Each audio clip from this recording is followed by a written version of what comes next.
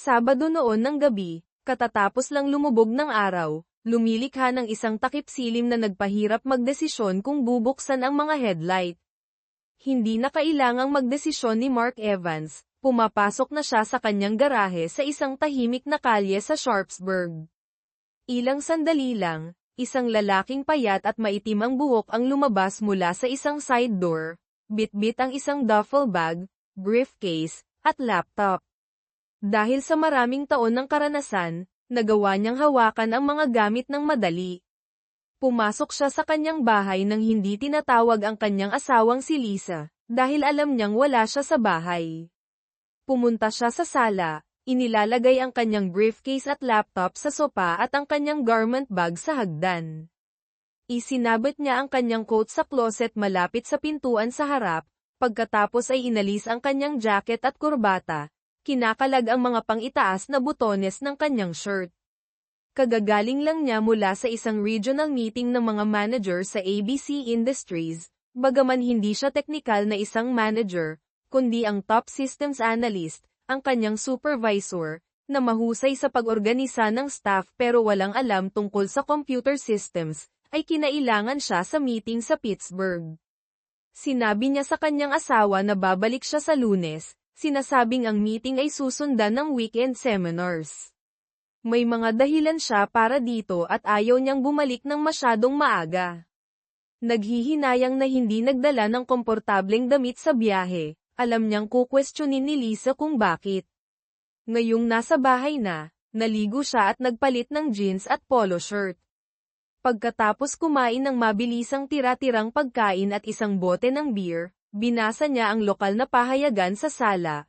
Nagpapanggap na isang asawang nagpapahinga pagkatapos ng isang biyahe, sa totoo lang, nagpapalipas siya ng oras, humaharap sa isang personal na krisis.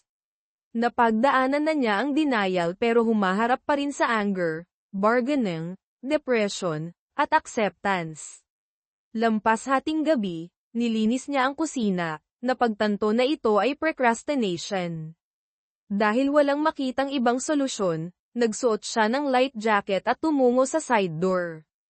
Naaalala ang isang bagay, bumalik siya sa sala, nagpadala ng email mula sa kanyang laptop, pagkatapos ay umalis sa bahay.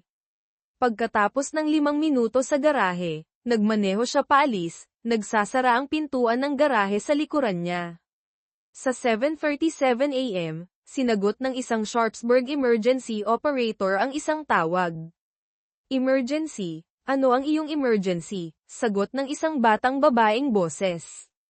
Kailangan ko ng pulis. Sa tingin ko may krimeng naganap. Nasaan po kayo, ma'am? Tanong ng operator. Nasa payphone ako sa Park Drive malapit sa George Washington Park, sagot niya. Ang operator, naiintindihan ang mahinang koneksyon, ay nagtanong, anong krimen ang naganap, ma'am? Inatake o ninakawan ka ba? Nag-atubili ang batang babae bago sumagot, hindi ako. Okay lang ako. Tumakbo ako sa parke sa Access Road papunta sa mga picnic area at nakita ko ang isang kotse na nakaparada doon. Bukas ang mga pinto, nakabukas ang mga ilaw, at may maraming dugo. Ang emergency operator, na ngayon ay interesado na, ay nagtanong, kailangan ba ng ambulansya? May mga nasugatan ba? Hindi. Walang tao doon, isang walang laman na kotse at dugo lang. Pagkalipas ng ilang segundo, idinagdag niya, hindi ako masyadong tumingin, natakot ako na baka may humabol sa akin, kaya tumakbo ako sa payphone na ito para tawagan kayo. Tama ang ginawa mo. Papunta na ang isang sasakyan at dapat naroon na sa loob ng 10 minuto. Mangyaring maghintay sa mga opisyal para maituro mo sa kanila ang eksaktong lokasyon. Natakot, sumagot ang tumawag, hindi ako maghihintay. Paano kung habulin nila ako? Uuwi na ako. Pagkatapos ay ibinaba niya ang telepono. Tinitigan ng emergency operator ang screen habang natatapos ang tawag. Damn it, sana hindi ko nailihis ang mga opisyal mula sa isang bagay na mas importante. Bandang 2:00 ng hapon, dumating si Detective Peter Nesbitt sa bahay ng mga Evans. Isang babaeng blonde ang pumasok sa driveway habang bumababa siya sa kanyang kotse. Agad niya itong nilapitan. "Excuse me, hinahanap ko si Mrs. Evans." Lumingon siya, hinihila ang isang malita mula sa kotse, at sumagot, "Ako si Lisa Evans." "Kilala ba kita?" "Hindi po, ma'am. Ako si Detective Peter Nesbit mula sa Sharpsburg Police. Sinusubukan naming hanapin ang iyong asawang si Mark Evans. Natagpuan ang kanyang kotse na inabandona sa George Washington Park kaninang umaga." Ipinakita niya ang kanyang badge at ID. Mukhang nag-aalala si Lisa. Ngunit pagkatapos ay sinabi niya, nasa Pittsburgh si Mark, palagi niyang iniiwan ang kanyang kotse sa airport. "Nagkakamali ka siguro." Iginiit ni Detective Nesbit, "Sigurado kaming kotse niya iyon. Pareho ang license plate at VIN sa kanyang rehistro." Nalilito, naglakad siya papunta sa side door. Kung kotse niya iyon, malamang ninakaw iyon sa airport. "Wala na akong ibang masasabi sa iyo." Pinilit ni Nesbit, "Kailan mo huling nakausap ang iyong asawa? Maaari mo ba siyang tawagan ngayon para matiyak na nasa Pittsburgh siya? Mayroon ba siyang cellphone na maaari mong tawagan?" Huminto si Lisa. Ibinaba ang kanyang bag, at kinalkal ang kanyang pataka para sa kanyang telepono. "Tinawagan niya ako kahapon ng umaga mula sa Pittsburgh. Tatawagan ko siya ngayon." Dinyal niya ang kanyang numero, ngunit may isang telepono ang tumunog sa bulsa ng detective. Sinagot niya ito, "Hello." Nagulat si Mrs. Evans, nagtanong, "Paano mo nakuha ang cellphone ni Mark?" Sumagot si Nesbit, "Hindi ko ito maibibigay sa iyo. Ebidensya ito sa isang posibleng malaking krimen. Natagpuan ito sa kotse ng iyong asawa." Si Lisa, na mas nag-aalala ngayon, ay nagtanong, "Malaking krimen? Anong ibig mong sabihin?" "Ang kotse ng iyong asawa ay natagpuang bukas ang mga pinto at may isang butas ng bala. Kailangan namin siyang hanapin para alisin siya bilang biktima o sospek. Maaari mo bang tawagan ang kanyang hotel sa Pittsburgh?" Kinuha ni Lisa ang kanyang briefcase at sinabi, "Sige, nasa address book ko ang numero ng hotel. Palagi siyang nag-stay sa parehong Holiday Inn. Pumasok ka, at aayusin natin ito." Sa loob ng kusina, agad niyang natagpuan ang numero at tinawagan ang hotel, ngunit pagkatapos ibaba ang telepono, lumingon siya sa detective. Nasa sala ang briefcase at laptop ni Mark. "Hindi ko maintindihan." Ang detective, na mukhang nag-iisip, ay tinawagan ang kanyang kasamahan. "Hi, Dave, si Pete ito. Kailangan ko ng search warrant para sa bahay ng mga Evans. Kailangan nating malaman kung si Mr. Evans ay isang biktima o isang sospek. Dalhin mo ito dito ASAP. Maghihintay ako." Ibinaba niya ang telepono at umupo sa tapat ni Lisa. "Search warrant. Maaari kayong maghalughog hanggat gusto ninyo, magtanong lang kayo. Gusto kong hanapin ninyo ang aking asawa." Sumagot si Detective Nesbit, "Kailangan kong sundin ang protocol. Kung sangkot ang iyong asawa sa anumang ilegal, anumang ebidensyang matagpuan ng walang warrant ay hindi maaaring gamitin sa korte." Galit si Lisa. Sinabi, "Ilegal. Hindi sangkot si Mark sa anumang ilegal. Nagtatrabaho siya sa mga computer." Nagtanong si Nesbit, "Bakit siya bumalik sa bayan nang hindi nagsasabi sa iyo?" Namutla si Lisa at bumulong, "Oh no, hindi siya maaaring." Nataranta. Sinabi niya, "Wala akong ideya kung bakit siya umuwi ng maaga. Ang alam ko lang ay hindi siya sangkot sa anumang ilegal."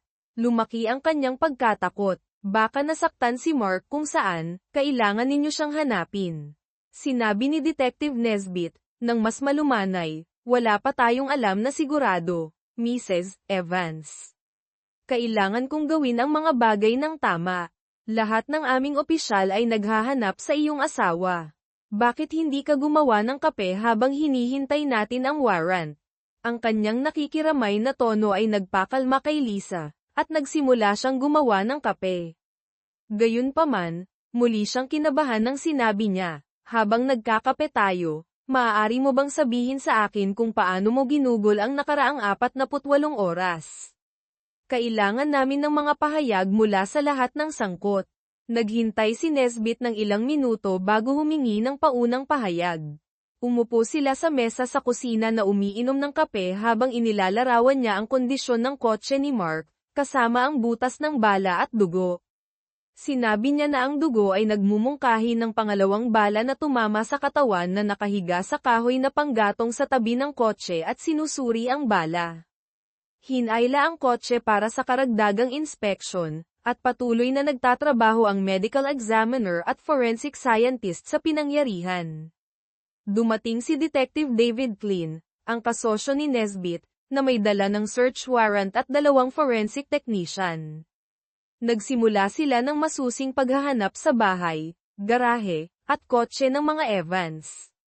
Nakipag-ayos si Nesbit kay Lisa upang kolektahin ang labaha at sipilyo ni Mark para sa DNA comparison.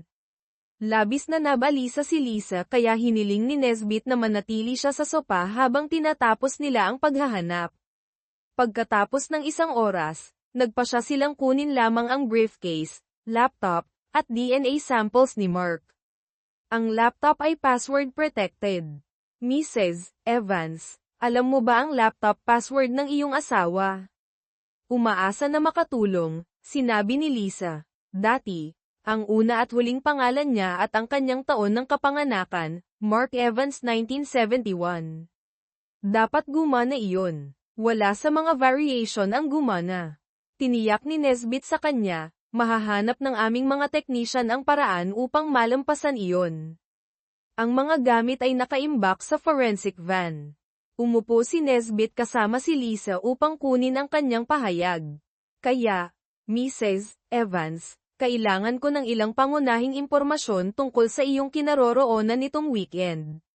Simulan natin sa Sabado ng umaga. Huminga ng malalim si Lisa. Noong Sabado ng umaga, naglinis ako sa bahay. Tumawag si Mark mula sa Pittsburgh bandang 1:00 o 1:30, humihingi ng paumanhin dahil hindi siya makauwi.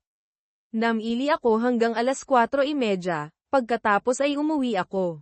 Pagkatapos ng hapunan bandang 7:30, pumunta ako sa bahay ng isang kaibigan at doon natulog. Ngayong umaga, nagising ako ng huli, naglaan ako ng oras, at nakauwi ako bandang 2:00. Habang nagpapaliwanag siya, lalo siyang naging tense, nakatitig sa sahig at kinakapit ang kanyang mga kamao. Tinapos ni Detective Nesbit ang pagsusulat, isinara ang kanyang notebook, at sinabi, baka kailangan namin ng mas maraming detalye sa ibang pagkakataon, Mrs. Evans. Sapat na ito sa ngayon, ngunit maging handa na magbigay ng higit pa kung kinakailangan. Isinilid niya ang kanyang notepad at panulat, pagkatapos ay tumayo upang sumama sa iba na naghahanap sa garahe at kotse. Bago umalis, nagtanong siya, mayroon ka bang kamakailang full-length na mga larawan ng iyong asawa? Makakatulong din ang isang magandang headshot, ang mayroon lang kami ay ang kanyang larawan sa driver's license. Naglakad siya papunta sa Furry Place, sumusulyap sa mga larawan ng kasal. Mabilis na kumuha si Lisa ng isang photo album. Narito ang ilang kamakailang mga larawan, detective. Pumili ka. Umupo sila ng magkatabi, at pumili si Nesbit ng isang group photo at isang headshot ni Mark. Magiging perpekto ang mga ito. Iniabot ni Lisa sa kanya ang mga larawan, at nagtanong siya, kaanak ba ang lalaki sa larawan? Kung kailangan namin ng DNA sample, makakatulong ang isang miyembro ng pamilya kung hindi namin magagamit ang labaha o sipilyo. Sumagot si Lisa, hindi, iyon si Blakemore, ang matalik na kaibigan ni Mark mula noong elementarya. Walang malapit na kamag-anak si Mark. Nagpasalamat si Nesbit sa kanya at sumama sa iba sa garahe. Si Lisa, na mukhang malapit nang umiyak, ay nanatili sa mesa sa kusina. Nakaramdam si Nesbit ng pakikiramay para sa kanya, nawawala ang kanyang asawa at posibleng sangkot sa isang seryosong insidente. Ang katotohanan na hindi niya alam na nasa bayan siya ay nagdagdag sa misteryo. Tinapos ng mga detective at forensic expert ang paghahanap sa garahe at kotse.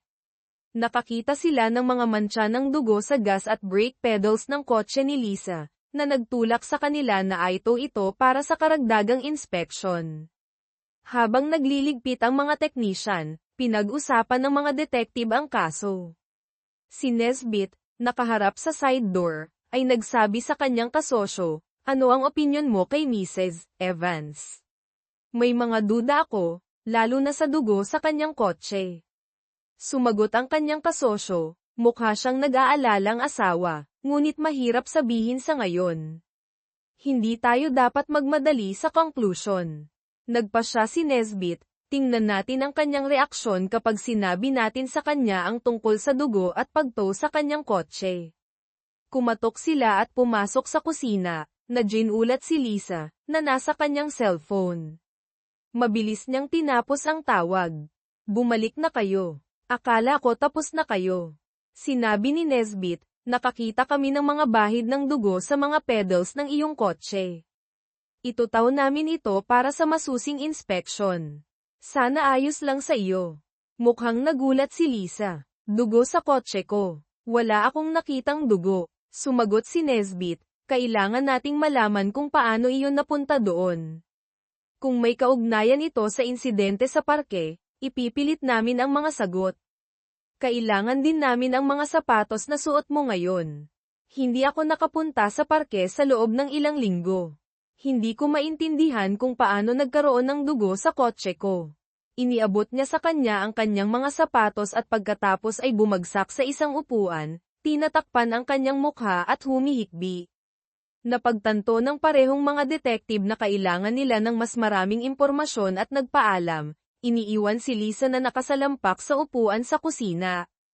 "Ano sa tingin mo, Dave? Isa ba siyang nag-aalalang asawa o isang mahusay na aktres?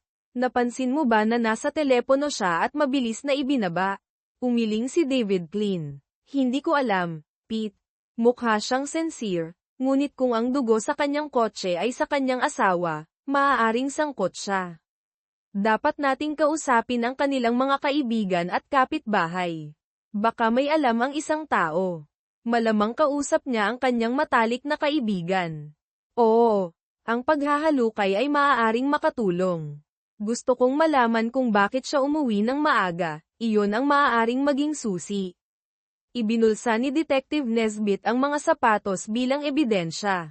Dahil magkahiwalay silang dumating, nagmaneho silang pabalik sa istasyon ng mag-isa, bawat isa ay sinusubukang unawain ang mga pahiwatig. Ginugol nila ang natitirang bahagi ng kanilang shift sa mga ulat. Kinabukasan, dumating ng maaga sina Peter at Dave, sabik na sumabak sa kaso. Sinalubong sila ng forensics at medical examiner reports. Inabot ng 1 oras para basahin ang mga ito. Napansin ni Peter, pareho ang itinuturo ng mga ulat, ngunit hindi tayo dapat magmadali. Tingnan natin kung ano pa ang mahahanap natin mula sa computer. Samantala, dapat nating kausapin ang kanyang abogado at mga kasamahan.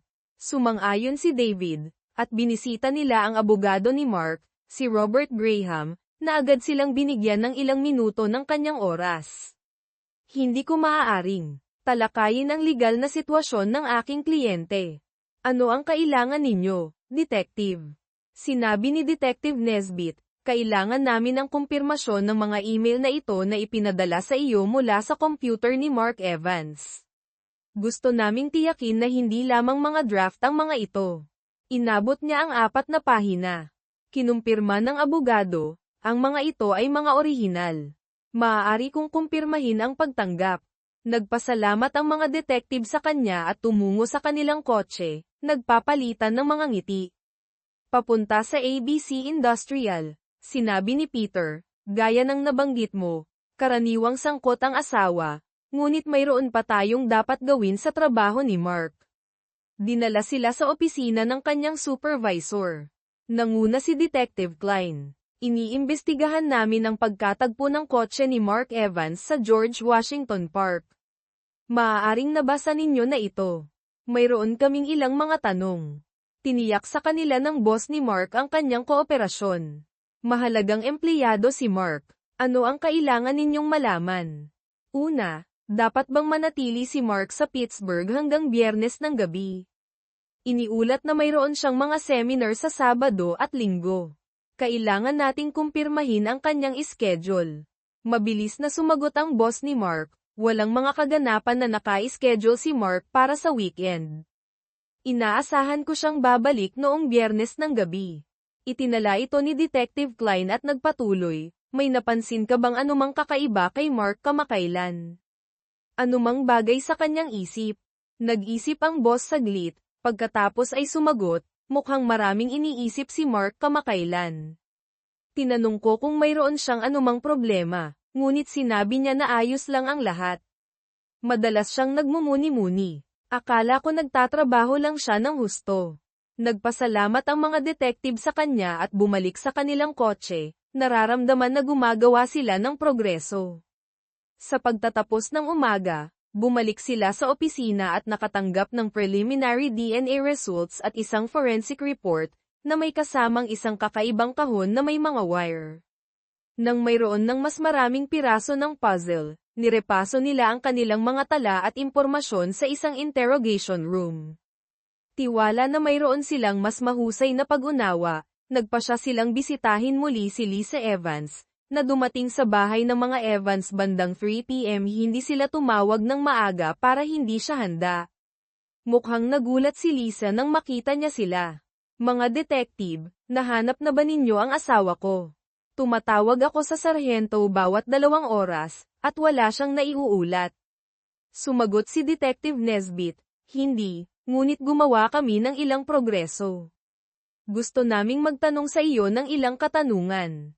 Si Lisa, na mukhang nahihiya, ay sinabi, sige, pumasok kayo. Gagawin ko ang aking makakaya upang tumulong. Sa sala, umupo ang detective sa tapat niya. Binuksan ni Detective Klein ang kanyang notebook at nagtanong, mayroon bang anumang gusto mong sabihin sa amin tungkol sa iyong relasyon kay Blakemore? Namutla si Lisa. Ano? Matalik na kaibigan ni Mark si Blake. Kaibigan ko lang siya. Nagtanong si Detective Nesbit ng kalmado, mayroon ka bang affair kay Blakemore? Si Lisa, na mas mapatla pa, ay nagkautal, talagang hindi. Paano ninyo ako matatanong ng ganyan? Tumayo ang detective. Sinabi ni Detective Klein, kailangan namin kayong pumunta sa istasyon para sa isang formal na pahayag.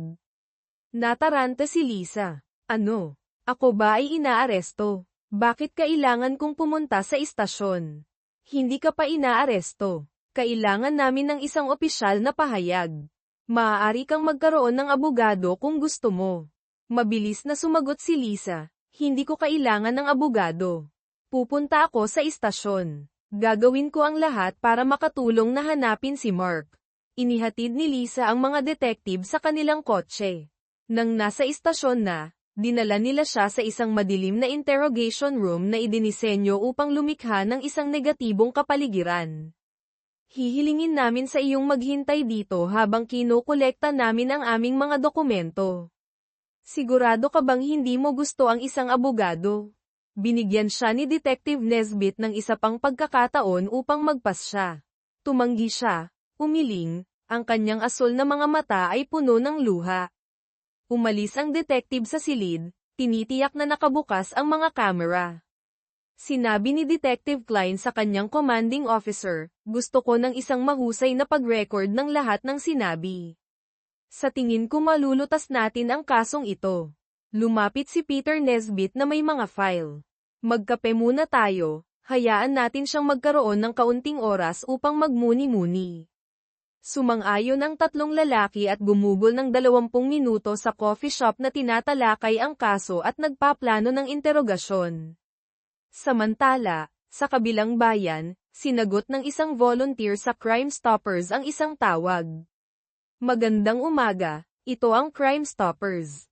Nagbabayad kami ng hanggang $1,000 para sa mga tips sa nalutas na mga krimen. Ang tawag na ito ay near-record. Pagkatapos ng ilang segundo ng katahimikan, nagsalita ang isang mas matandang lalaki. Maaari ba akong makakuha ng pera kung tutulungan ko ang pulis? Depende sa iyong tip at kung paano ito makakatulong sa pulis. Mayroon ka bang anumang impormasyon tungkol sa isang krimen? Nagkaroon ng isa pang paghinto bago sinabi ng tumatawag, makukuha ko ba kaagad ang pera? Paano kung lokohin ako ng pulis? Ang pera ay hindi mula sa pulis, kaya hindi ka nila lolokohin. Sabihin mo sa akin ang iyong nalalaman, at bibigyan kita ng code number. Maaari kang tumawag muli pagkatapos ng ilang araw upang makita kung nakatulong ang iyong tip. Mukhang frustrated ang lalaki. Kailangan ko na ngayon ng pera. Kailangan ko ng juice. Kung kailangan mo ng pagkain, maaari kitang ituro sa mga shelter. Hindi pagkain, juice. Ang uri na nagkakahalaga ng $5 bawat bote. Ngumiti ang volunteer ngunit sinabi, kung maganda ang iyong tip, maaari kang bumili ng maraming juice. Okay, maghihintay ako. Nakita kong may nagtapon ng isang sandata sa ilog sa ilalim ng 3rd Street Bridge. Linggo iyon ng umaga. Mayroon siyang ripple at 2 pala. Nagtanong ang volunteer, nasa silangang bahagi ba ito ng tulay? Itinapon ba niya ang mga ito sa tubig? Oo, itinapon lang niya ang mga ito mula sa dock. Maaari ko siyang ilarawan. Malaki siya na may blonde na buhok, at ang kanyang kotse ay dark blue. Nagsisimula sa SS ang license plate, ngunit nakalimutan ko ang iba pa. Itinala ng volunteer ang impormasyon at sinabi, nasa akin na ang lahat ng kailangan namin. Ang iyong numero ay 127. Tumawag muli pagkatapos ng ilang araw, at ipapaalam namin sa iyo kung nakatulong ito sa pulis. Ipinasa ng voluntaryo ang impormasyon sa opisyal na tagapag-ugnay ng pulisya.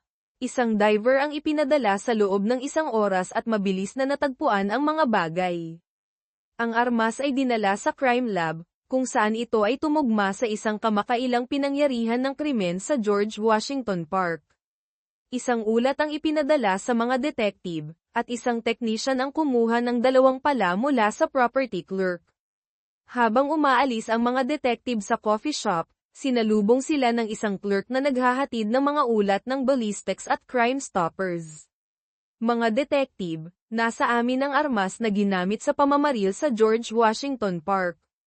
Ang kalakip na ulat ay maaaring humantong sa inyo sa may sala. Inabot ng clerk ang mga ulat. Sinuri ni Klein at Nesbitt ang mga ulat, pagkatapos ay tinawagan ang mga talaan ng sasakyan sa isang computer.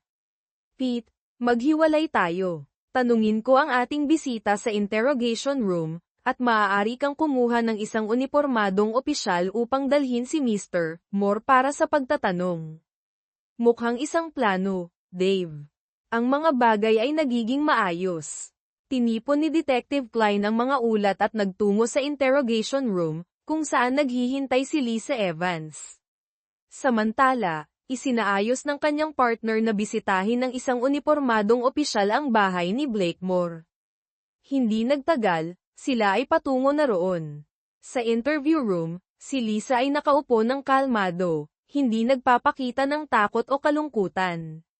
Paumanhin sa pagpapatagal sa inyo, Mrs. Evans. Ang silid na ito ay mino-monitor at near-record, sabi ni Detective Klein. Sumagot siya. Wala akong pakialam, wala akong itinatago. Sumagot si Klein, magaling. Magsimula na tayo. Mayroon ka bang affair kay Blakemore? Oo, hindi. Lumaylay ang mga balikat ni Lisa, at tumingin siya sa malayo. Oo, bulong niya. Ipinakita ni Klein sa kanya ang mga papeles mula sa laptop ni Mark. Mayroon kaming patunay ng iyong affair. Alam ng iyong asawa. Ipinadala niya ang mga ito sa kanyang abogado, nagpaplano ng diborsyo sa batayan ng infidelity. Ipinapakita ng mapa na ito ang iyong mga pagbisita sa bahay ni Moore. Mukhang nagulat si Lisa. Paano nalaman ni Mark? Itinaas ni Klein ang isang maliit na device. Inilagay niya ang tracker na ito sa iyong kotse, mino-monitor ang iyong lokasyon sa real time. Tinitigin niya ang device. Alam ni Mark sa loob ng ilang linggo, at gusto niya ng diborsyo. Nagsimula siyang umiyak. Ipinagpatuloy ni Klein, dinokumento ni Mark ang iyong mga interaksyon kay Moore. Ang huling mapa ay mula noong Sabado ng gabi nang siya ay nawala. Nag-email siya sa kanyang abogado na sinasabi na haharapin niya kayo at natatakot siyang maaresto. Sabi ni Lisa, ngunit hindi nagpakita si Mark sa bahay ni Blake. Ginugol ko ang gabi doon. Sumagot si Klein, ipinapakita ng mga preliminary na resulta ng DNA na ang dugo sa parke ay sa kanya. Natagpuan namin ang armas na ginamit, na nauugnay sa iyong kasintahan. Ang tanong ay, hanggang kailan mo ito itatago? Giit ni Lisa, walang ginawa si Blake kay Mark. Magkasama kami buong gabi. Idinagdag ni Klein, natagpuan din namin ang dugo ng iyong asawa sa iyong kotse at sa iyong sapatos. Kinukuha na ng aking partner si Mr. Moore ngayon. Sino man ang magsabi sa amin kung ano ang nangyari at kung saan matatagpuan ang katawan ni Mark ay makakakuha ng mas magandang deal. Tahimik si Lisa, halatang halata na nagulat habang tinipon ni Klein ang mga papeles at naghintay sa kanyang sagot. Inabot ni Detective Klein kay Lisa ang mga ulat ng pagsusuri ng dugo, ngunit bahagya niya itong sinulyapan. Hindi maaaring patay si Mark. Mahal ko siya. Kailangan ko siya. Humihikbi siya. Halatang halata na labis na nababagabag. Sasabihin din iyan ni Blake sa inyo. Kung nasaktan si Mark sa parke, wala kaming kinalaman doon. Umiyak siya sa isang gusot na basa na panyo. Binigyan siya ni Detective Klein ng ilang minuto upang makabawi. Nang mukhang mas kalmado na siya, sinabi niya, walang alinlangan na patay na ang iyong asawa. Ipinasya ng medical examiner na mayroong higit sa 75% na posibilidad batay sa pagkawala ng dugo at ang kawalan ng paggamot sa anumang pasilidad sa county. Inabot niya sa kanya ang ulat at mga larawan ng pinangyarihan. Nang makita ang madugong mga larawan, sumiklab muli siya sa pag-iyak. Iiwan ko muna kayo ng ilang minuto para mag-isip. Hindi mo tinutulungan ang iyong sarili sa pamamagitan ng pagtanggi sa responsibilidad. Umalis si Klein sa silid, inilagay ang mga ulat sa kanyang desk, at umiling. Habang dumadaan siya sa kanyang commanding officer, nagtungo siya sa break room para sa kape, habang mino-monitor ng kanyang commander si Lise sa camera ng interrogation room. Si Detective Nesbeth, na nag-iisip tungkol sa kaso, ay nagmaneho patungo sa bahay ni Blakemore, nakasalubong doon ang isang patrol car.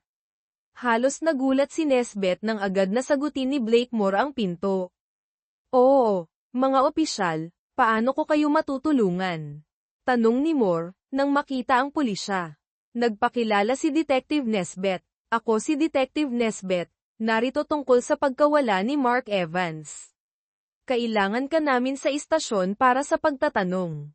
Naroon ngayon si Mrs. Evans, at mayroon kaming mga katanungan na nangangailangan ng iyong input. Tanong ni Moore, ako ba ay arestado? Alam kong nawawala si Mark, ngunit hindi ko alam kung paano ako makakatulong.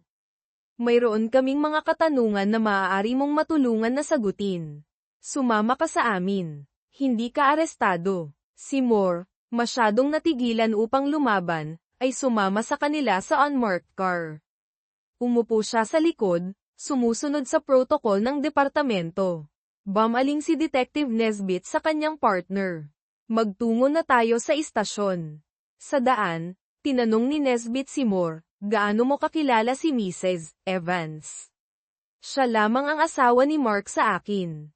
Bakit mo tinatanong? Sagot ni Moore, nag-uusisa lang. Ano ang ginagawa mo, Mr. Moore? Nagpapatakbo ako ng isang landscaping company, Moore's Landscaping.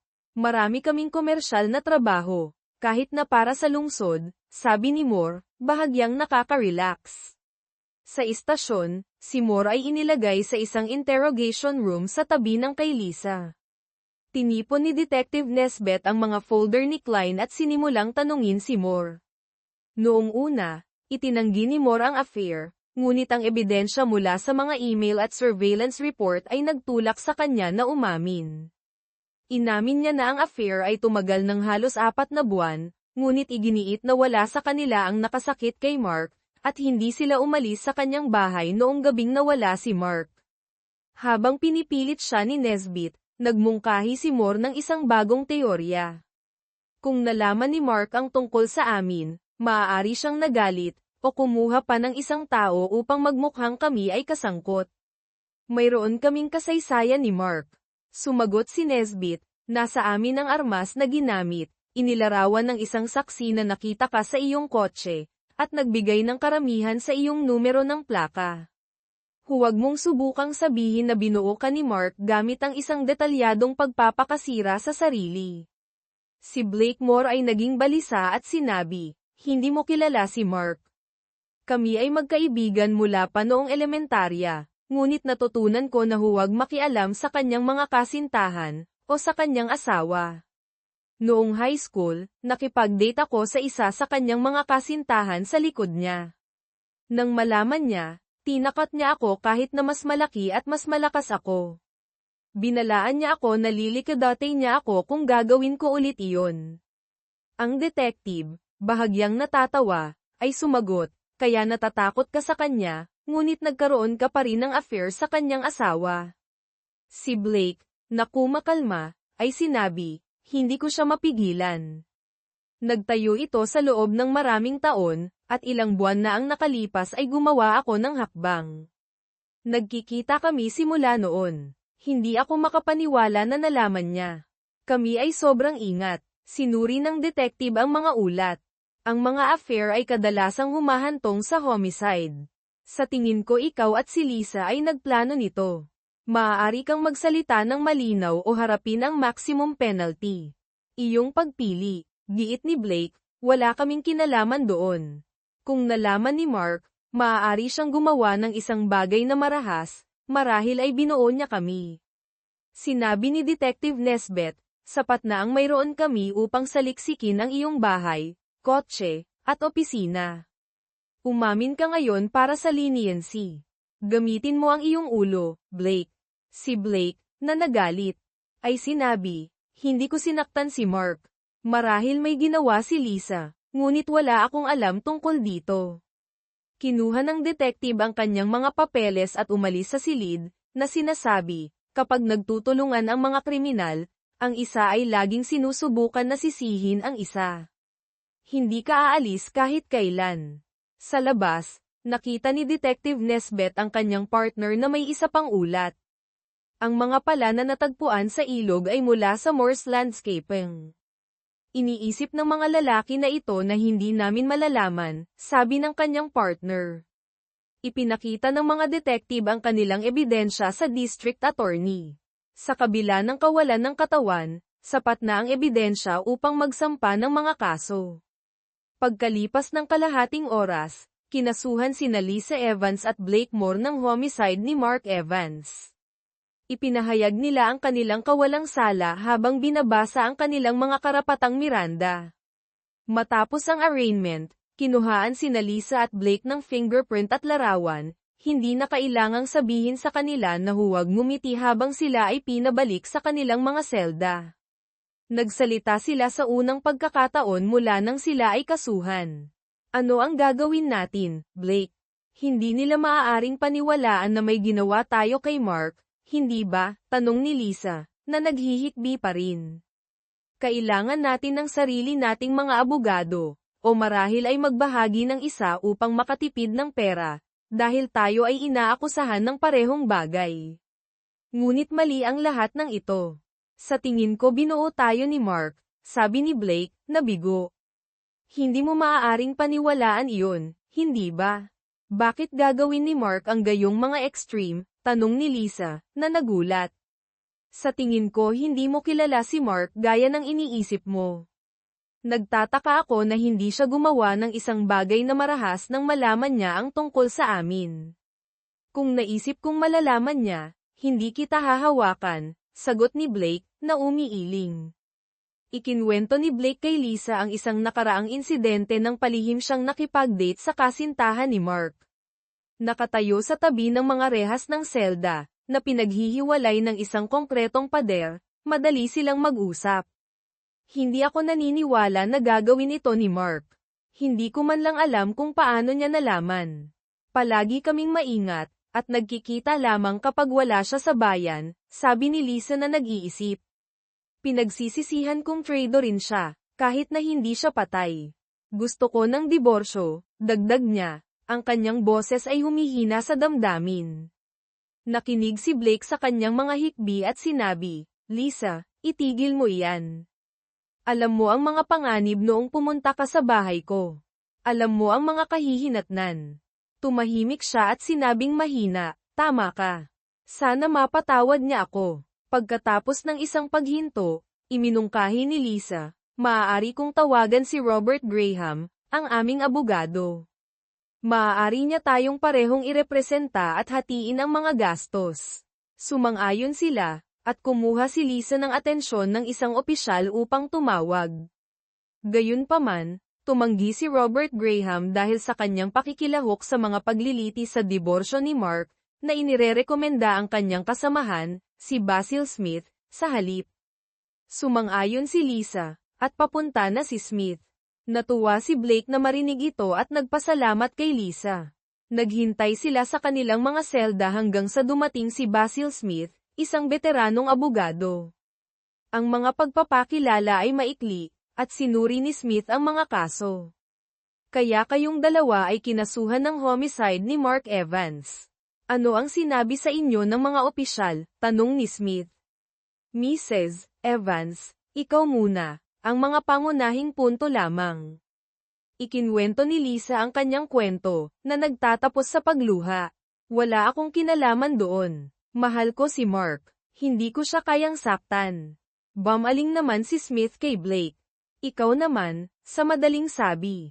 Ibinuod ni Blake ang kanyang karanasan, na iginiit, wala kaming kinalaman sa pagkawala ni Mark. Sa tingin ko inorganisa ito ni Mark upang buuin kami. Si Smith, na nakadarama ng pagmamadali, ay sinabi, kailangan naming mag-focus sa pagpapalabas sa inyong dalawa dito. Ang piyansa ay malamang na itatakda sa $100,000 bawat isa. Magiging problema ba iyon? Si Lisa, na nagulat, ay nagtanong, kailangan ko ba ng $100,000 para sa piyansa? Hindi, 10% lamang, o $10,000 cash, para sa bail bond, tiniyak ni Smith sa kanya. Sumang-ayon sila na kaya nilang pamahalaan ang piyansa at sabik na makalaya. Ipinagbigay alam ni Smith sa kanila, kayo ay i-arraign bukas ng umaga. Itatakda ang piyansa noon, at gagawa kayo ng mga kaayusan upang makalabas. Maghanda na gumugol ng gabi dito. Parehong nagpakita ng masamang reaksyon ang mga kliyente sa pahayag ng abogado. Ipinaliwanag niya na wala siyang magagawa hanggang sa may sampa ang mga kaso. Kapag nakalabas na sila, makikipag-usap siya sa district attorney upang i-unseal ang ebidensya at mas maunawaan ang kanilang kaso. Ibininalak sila sa kanilang mga selda, kung saan walang natulog ng maayos, binigyan ng mamantikang takeout na pagkain, isang kumot lamang, at maingay na mga kasama sa selda. Kinabukasan ng umaga, ng 10:00, nakipagkita sila sa kanilang abogado bago ang korte. Sa kabila ng kanilang gusot na hitsura, ipinasok nila ang kanilang mga plea ng hindi nagkasala, at ang piyansa ay itinakda sa $100,000. Si Blake, na nagmamay-ari ng isang bahay at negosyo, ay mabilis na nakipagnegosasyon ng isang $10,000 bond at pinalaya sa unang bahagi ng hapon. Si Lisa ay hindi gaanong pinalad.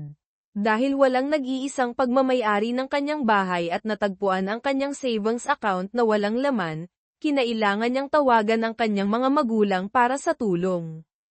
Pagkatapos ng maraming paghimok, sumang-ayon silang magbigay ng $10,000, gayunpaman, ang pagkaantala ay nangahulugan na ginugol niya ang isa pang gabi sa kulungan, sa pagkakataong ito kasama ang 2 tipsy na kasama. Kinabukasan, matapos malutas ang mga usapin sa pananalapi, pinalaya siya, umuwi, naligo, at hindi pinansin ang mga papasok na tawag. Lumipas ang sumunod na buwan ng mabilis. Nalaman ni Lisa na binawi ni Mark ang pera mula sa kanilang account upang protektahan ang kanyang bahagi bago ang kanilang diborsyo. Natanggap niya ang mga papeles ng diborsyo nang hindi nalalaman kung ano ang ginawa niya sa pera. Nakipagkita sina Lisa at Blake kay Basil Smith ng ilang beses. Nakatanggap si Smith ng mga kopya ng ebidensya at nagplanong makipagkita sa district attorney upang ipawalang bisa ang mga kaso, na pinagtatalunan ang kahirapan ng pagkakaroon ng isang hatol na walang katawan o saksi. Iminungkahi niya ang pagkuha ng isang pribadong investigador upang galugarin kung si Mark ay nag-orkestra ng kanyang sariling pagkawala. Sumang-ayon si Blake, ngunit naniniwala si Lisa na si Mark ay biktima ng isang botched na carjacking. Sa loob ng ilang linggo, walang natagpuan ang investigador. Sinubukan niyang hanapin ang tipster na nag-ulat ng itatapon na rifle at mga pala, ngunit walang nakakilala sa boses mula sa tawag. Hindi nag-follow up ang tipster, na nagdaragdag sa misteryo. Samantala, lumaki ang tensyon sa pagitan ni Lisa at Blake. Matapos siyang palayain, iminungkahi ni Blake na ipagpatuloy nila ang kanilang affair. Tumanggi si Lisa, na sinisisi siya sa kanyang sitwasyon. Wala akong gustong gawin sa iyo maliban sa aming kaso sa korte, sabi niya, na madalas na umiiyak. Ang sagot ni Blake ay malamig, bahala ka, Lisa. Hindi ka nag-iisang babae sa bayan. Nagsalita lamang sila sa kumpanya ng kanilang abogado, pinapanatili ang kanilang distansya kung hindi man. Ang kanilang affair ay naging sobrang lamig. Pagkalipas ng isang buwan mula nang sila ay palayain, isinaayos ni Basil Smith ang isang pagpupulong kay District Attorney Jeff Bagden. Inaasahan ni Lisa at Blake na ibabagsak ang mga kaso, dahil sila ay ginulo ng mga tanong tungkol sa kanilang relasyon. Nag-screen sila ng mga tawag gamit ang caller ID at answering machine, sabik na linisin ang kanilang mga pangalan at sumulong. Si Jeff Bagden, nakakagulat na bata at nakaistilo, ay nagsimula, kay tatanggap ko lang ng mga huling ulat mula sa medical examiner at pulisya. Batay sa ebidensya, nag-aalok ako ng isang pinababang sentensya ng 8 hanggang 12 taon para sa isang guilty plea sa second-degree homicide. Nagulat sina Lisa at Blake, na malakas na ipinapahayag ang kanilang kawalang sala. Ang kanilang abogado, na sinusubukang pakalmayan sila, ay nagtanong kung paano binigyang katwiran ni Bagden ang alok. Ipinaliwanag ni Bagden, mayroon kaming bagong ebidensya. Ang DNA mula sa dugo sa plaka at trunk gasket ng iyong kotse ay tumutugma sa kay Mark Evans. Karagdagan pa, ang itim na polyethylene na natagpuan sa ilalim ng kotse ni Mark ay tumutugma sa material mula sa iyong negosyo sa landscaping. Galit na inakusahan ni Lisa si Blake, ano ang ginawa mo? Sumabog si Blake, alam mo na wala akong kinalaman doon. Kasama mo ako nang mangyari iyon. Namagitan si Basil Smith, na pinapahinahon silang dalawa. Hinarap niya si Bagden, paumanhin sa aking mga kliyente, inaasahan namin na ibabagsak ang mga kaso, at nagulat sila sa iyong pahayag. Si Bagden, na naaaliw, ay sumagot, naiintindihan ko, ngunit mayroon kaming sapat na ebidensya upang magtungo sa paglilitis. Kinukumpirma ng ulat ng medical examiner na ang biktima ay nawalan ng labis na dugo upang mabuhay. Ipinapahiwatig ng pinangyarihan ng krimen na ang katawan ay kinaladkad at isinakay sa isang kotse. Tiwala ang prosecution. Inabot ni Bagden ang mga ulat at umalis. Nagmamadaling nakipag-usap sina Lisa at Blake kay Smith, na sinabihan silang tumahimik. Sinabi niya, alam kong nagulat kayo. Huwag kayong mag-away. Kailangan naming malaman ang isang depensa. Gusto ninyong tanggihan ang plea deal. Parehong tinanggihan ang deal, kumbinsido na hindi sila mahahatulan. Sumang-ayon si Smith na maghanda para sa paglilitis. Pagkaalis nila, sinuri ni Smith ang mga ulat, na nagtatanong kung nagsasabi ng totoo ang kanyang mga kliyente. Sa kabila ng kanyang mga pag-aalinlangan, siya ay nakatuon sa pagtatanggol sa kanila. Makalipas ang ilang buwan, nagsimula ang paglilitis. Umupo si Hukom Robert Cox sa kanyang upuan ng 10 a.m. noong Lunes. Umupo si Basil Smith sa pagitan ni Lisa at Blake upang pamahalaan ang kanilang tensyon. Isaalang-alang na sana niya ang pagmumungkahi ng magkahiwalay na mga abogado, ngunit hindi nila kaya ito. Nahihirapan ang negosyo ni Blake, at umalis si Lisa sa kanyang trabaho dahil sa stress ng paglilitis at mga kahirapan sa mga kaibigan ng kanyang nawawalang asawa. Sinimulan ni District Attorney Jeff Bagden ang kanyang opening statement, na direktang tinutugunan ang mga miyembro ng hurado. Wala kaming katawan ni Mark Evans, ngunit balak naming patunayan na siya ay patay na at na ang mga akusado ay nagkasala ng kanyang homicide. Ibinunyag niya na ang mga akusado ay mayroong affair, na natuklasan ni Mark Evans, na nagtulak sa kanya na magsampa ng diborsyo.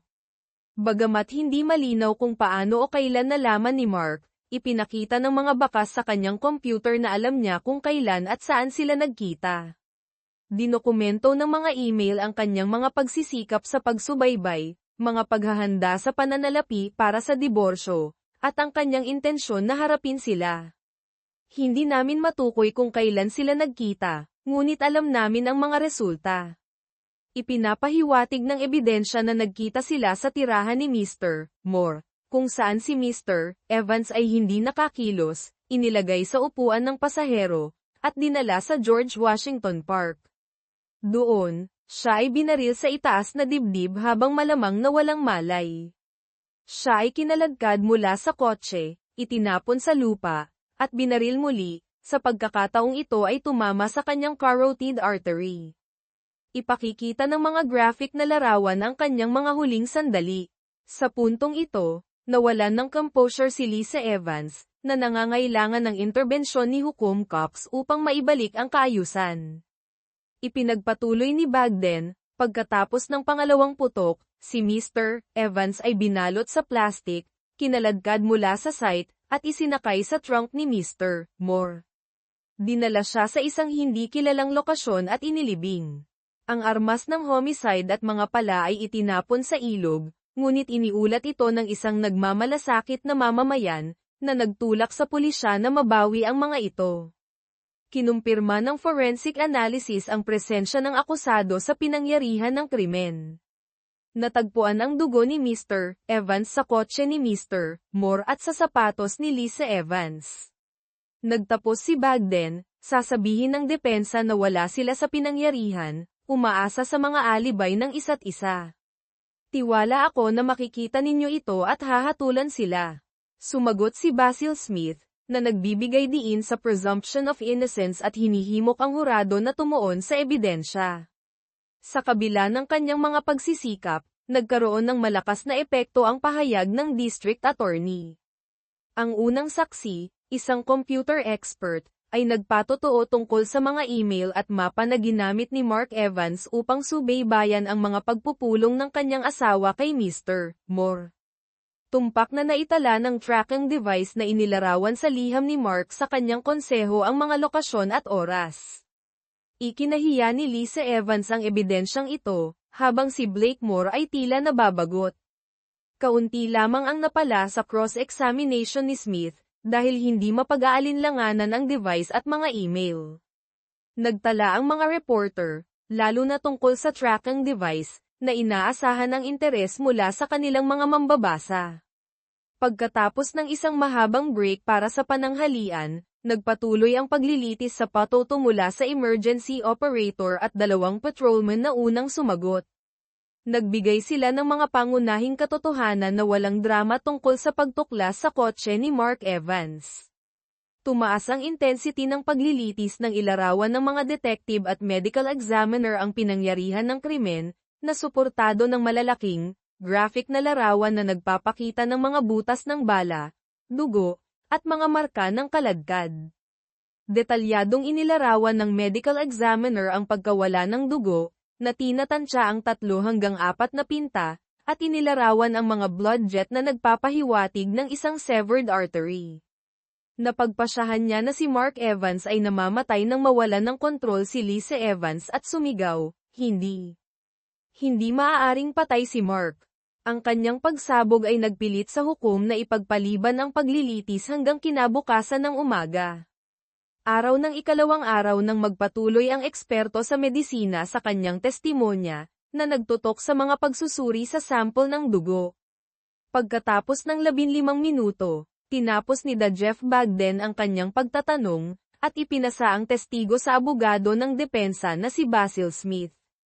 Sinuri ni Smith kung kalmado si Lisa Evans, na ngayoy nasa ilalim ng gamot. Layunin niyang pabulaanan ang malinaw at parang pagpatay na impresyon ng pamamaril. Nagtanong si Smith, Tinataya mo na nawalan si Mark Evans ng 3 hanggang 4 na pinta ng dugo, ngunit hindi ba posible na 1 hanggang 2 pinta lamang, depende sa distribusyon ng dugo. Tumugon ang medikal na tagasuri, hindi malamang, ngunit hindi imposible. Nagpatuloy si Smith, maaari bang nabawasan ng first aid ang pagiging malala ng pinsala ni Mark Evans? Sinabi ng tagasuri, hindi malamang, ngunit hindi imposible. Kinakailangan sana ang agarang medikal na atensyon. Itinampok ni Smith ang kawalan ng ebidensya para sa agarang tulong at binitiwan ang testigo, matapos makakuha ng maliliit na konsesyon. Sumunod, isang forensic scientist na dalubhasa sa mga armas at bala ang nagpatotoo tungkol sa 2 nabawi na bala. Isang bala mula sa upuan ng kotse ang deformed, ang isa naman mula sa kahoy na panggatong ay nasa maayos na kondisyon at tumugma sa nab o ang armas. Nagtanong si Smith, sinuri ba ang mga bala para sa mga labi ng buto o laman?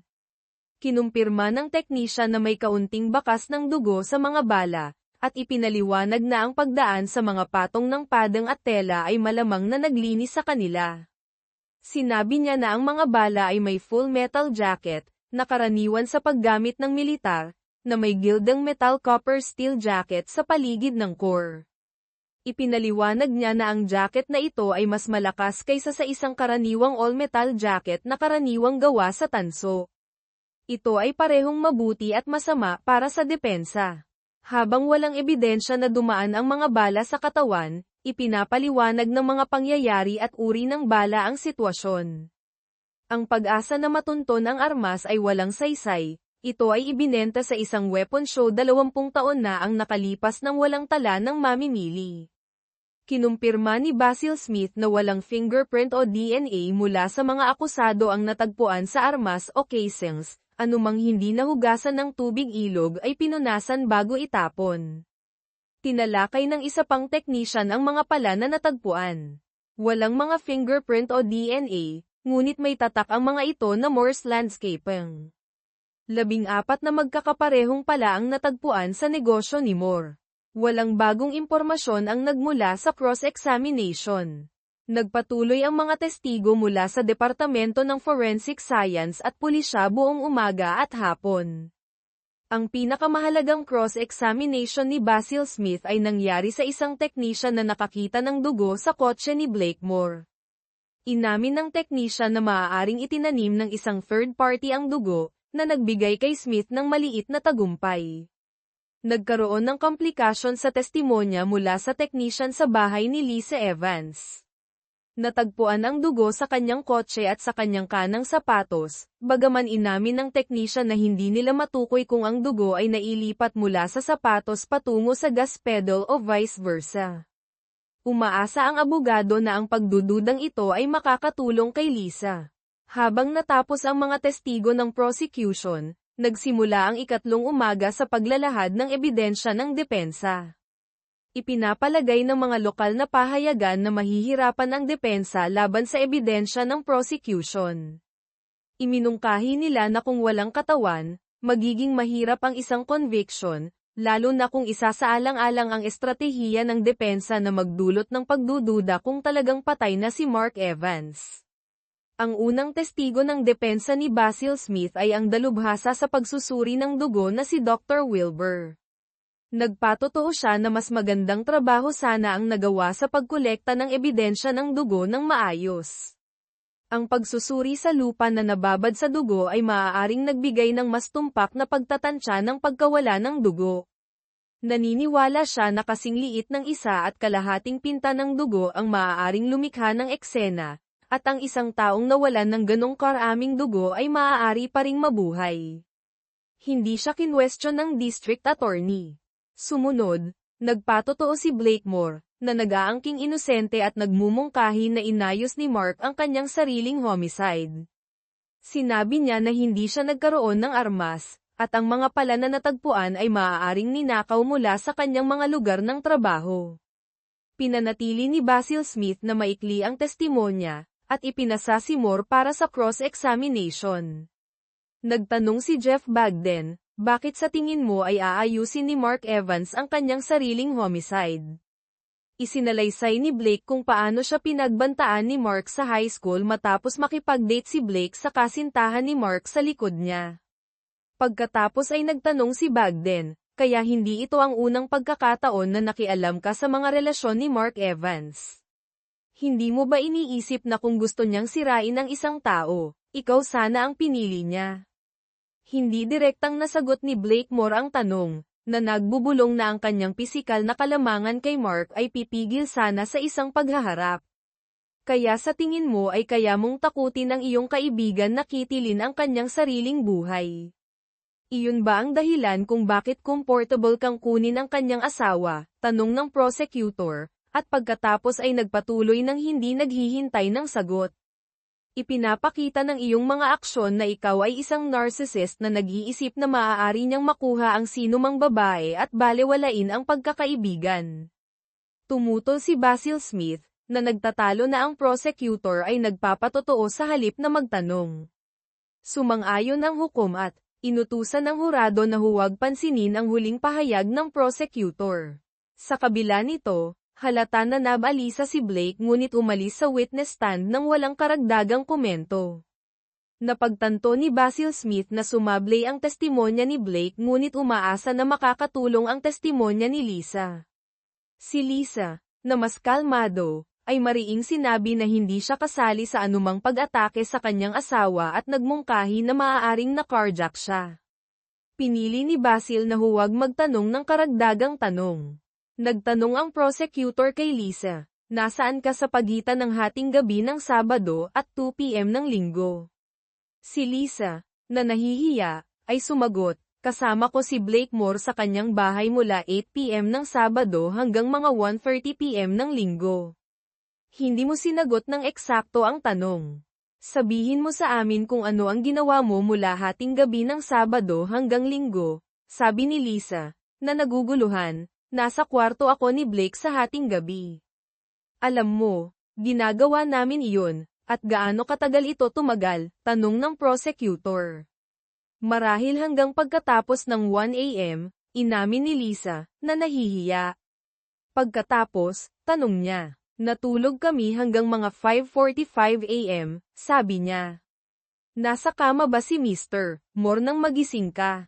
Oo, naroon siya. Naging abala ulit kami at bumalik sa pagtulog bandang 6:30, pagkatapos ay bumangon kami ng 11 a.m., sabi ni Lisa ng mabilis. Kaya ginaisang mo siya para gawin ulit ng 6:30, linino ng prosecutor. Si Lisa, na nahihiya, ay sumagot, hindi, handa na siya. Ang prosecutor, na nakikita ang reaksyon ng hurado, ay nagpatuloy, sabihin mo sa amin kung paano mo siya ginaisang. Si Lisa, na nagbitiw, ay nagsabi, sinimulan ko na lang siyang gawin. Lumapit ang prosecutor para sa huling dagok. Sinabi mo na mahal mo ang iyong asawa, totoo ba iyon? Matapos ang mariing, oo, ni Lisa, nagpatuloy siya, ginugol mo ang gabi sa kanyang matalik na kaibigan habang tinatapos niya ang kanyang buhay. Paano kami maniniwala na hindi ka kasali sa pagtatapos ng kanyang buhay? Tahimik na umiyak si Lisa, na hindi makasagot. Tinapos ni Hukom Cox ang kanyang pagdurusa sa pamamagitan ng pagtatanong kung mayroon pang mga tanong. Nang wala na, inihayag ng hukom ang isang recess para sa pananghalian. Matapos pakalmayan ang sarili, sumama siya sa kanyang abogado, si Basil Smith, para sa isang malungkot na pananghalian. Binalaan sila ng may karanasang abogado na maaaring mapunta ang kaso sa alinmang paraan, sa pribado, pesimista siya, dahil kapwa nagkamali ang mga kliyente sa witness stand. Mabilis na natapos ang sesyon sa hapon nang i-anunsyo ni Smith na wala ng mga testigo ang depensa. Inihanda ng parehong abogado ang kanilang mga closing statement. Binigyang diin ng prosecutor ang napakaraming ebidensya laban sa mga akusado, habang binigyang diin ng depensa ang circumstantial na katangian ng kaso, ang kawalan ng katawan, at ang kawalan ng malinaw na motibo. Napunta ang kaso sa hurado ng 4 p.m., at nag-deliberate sila ng 2 oras bago magretiro para sa gabi. Kinabukasan, Naghintay sina Lisa at Blake sa opisina ni Basil Smith para sa hatol ng hurado. Sa pagbabahagi ng isang conference room, isinantabi nila ang kanilang mga pagkakaiba, umaasa ng akwital. Pagsapit ng 3:30 p.m., dumating ang tawag, nakarating na sa hatol ang hurado. Ang mga magulang ni Lisa, na dumating sa bayan para sa paglilitis, ay naroroon sa courthouse. Mabilis na inihayag ang hatol, guilty ng second-degree homicide. Umiyak si Lisa, at pinukpok ni Blake ang kanyang kamao sa pagkabigo. Sila ay pinusesan at dinala sa kustodiya, na may maikling sandali si Lisa upang makipag-usap sa kanyang mga magulang, na nagpapahayag ng kanyang kawalang sala. Ang linggo sa pagitan ng conviction at sentencing ay dumaan ng mabagal. Dinalaw araw-araw ang mga magulang ni Lisa, habang isang pagbisita lamang ang natanggap ni Blake mula sa isang pinsan. Sa sentencing, parehong nakatanggap ng 15 taon hanggang habang buhay. Nangako si Basil Smith na susuriin ang mga tala ng korte para sa posibleng apela. Sa loob ng 3 araw, sila ay inilipat sa state prison. May magandang reputasyon ang kulungan ni Lisa, ngunit ang kulungan ni Blake ay may kasaysayan ng mga riot. Sa pagtatapos ng paglilitis, natigil ang media coverage, at sina Lisa Evans at Blakemore ay naglaho mula sa atensyon ng publiko. Pagkalipas ng ilang buwan, nagkita sina Basil Smith at Jeff Bagden para uminom, na nagmumuni-muni sa kaso. Ipinahayag ni Smith ang pagtataka sa mga conviction, na naniniwala na ang mga pare-parehong kwento ng mga akusado ay nagmumungkahi ng kawalang sala. Sumagot si Bagden, hindi sila pinaniwalaan ng hurado. Sinusubukan kong huwag personalin ang mga kasong ito maliban kung kasangkot ang partikular na karumal-dumal na krimen o mga bata. Hindi ang pinakamasama ang kasong ito, ngunit hindi ito nagdulot ng labis na simpatiya para sa mga akusado. Makalipas ang 1 taon, iniulat ng isang balita ang isang malaking kaguluhan sa kulungan ni Blakemore. Nasaksak si Blake sa panahon ng riot at inilipat sa ospital na may collapsed lung. Nasa seryosong kondisyon siya ngunit inaasahang mabubuhay. 18 buwan pagkatapos mahatulan sina Lisa Evans at Blakemore sa homicide ni Mark Evans, bihirang isipin ni Basil Smith ang tungkol sa kaso. Ginugol niya ang unang taon sa pagsusuri ng mga transcript ngunit walang nakitang legal na batayan para sa apela. Isang tahimik na Miyerkules ng umaga sa New York office ng Innocence Project, nakatanggap ang receptionist ng isang FedEx package. Sa loob ay isang DVD, isang selyadong biohazard bag, at isang multi-page na liham. Intriga, tinawagan niya si Tony Kelly, isang batang abogado, upang tingnan ito. Si Tony, na nakasuot ng casual, ay dinala ang package sa kanyang opisina. Siya ay nasa Innocence Project sa loob ng 1 taon, na gumagawa ng legal research. Nasisiyahan siyang tumulong sa mga maling nahatulan. Sa pag-upo sa kanyang mesa, binasa niya ang liham. Ang liham, na ipinadala sa Innocence Project, ay nagsimula, tungkol sa mga conviction ni Lisa Evans at Blakemore. Hindi ko alam kung saan magsisimula, kaya magsisimula ako sa simula. Hindi mahalaga ang pangalan ko. Ngunit ang impormasyong mayroon ako ay maaaring baguhin ang buhay ng 2 nahatulan, at 5 iba pa, kabilang ako. Mga 15 buwan na ang nakalipas, isang lalaki ang tumugon sa aking ad para sa isang computer literate person. Alam niya ang kasing dami, kung hindi man higit pa, tungkol sa mga business network kaysa sa akin. Agad ko siyang kinuha.